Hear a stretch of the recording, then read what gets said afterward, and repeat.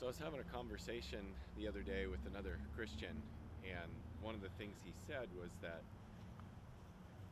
if we are challenging the church openly, or even like the way some of our signs or the message that we have to the church, where we're calling the church to repent of its apathy towards abortion, we're saying that the church is not being the church, not being Christian, if we're ignoring this Holocaust.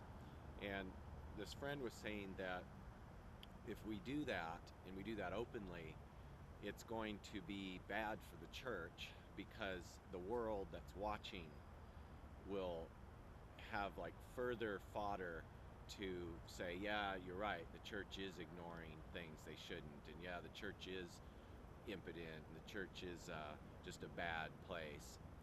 And it occurred to me, we talked more about it. Of course, I didn't agree with that, but it occurred to me later, and I didn't say this particular thing at the time, but how it's interesting that people who are against the idea of calling the church to repent are more concerned about the image that portrays of us saying that the church is in sin, than they are concerned about the image it portrays, that we could be at this place of child sacrifice and that there's no witness against it by Christians.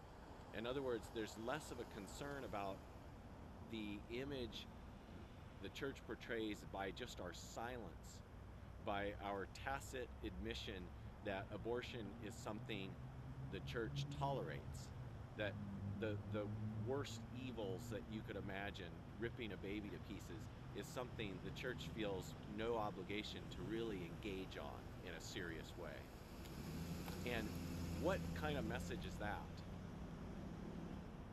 That, at least to me, seems like that could be the most condemning and atrocious message about the church there is. So as we're out here and we're pleading with the people going in that we want to help them, we're looking for opportunities to share the gospel here, trying to just do our best.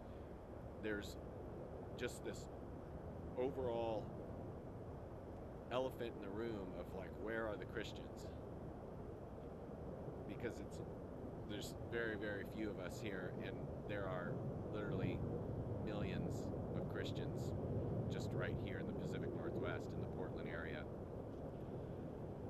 And I know it's the same in other parts of the world. When we lived in Southern California, it was the same way there. And so anyhow, as we begin projects that will focus on the church, I hope that people keep that in mind, that it's worse that right now we're sending a message to the world that Christians ignore child sacrifice, and that's not what Christians do. And so we want to flip that around.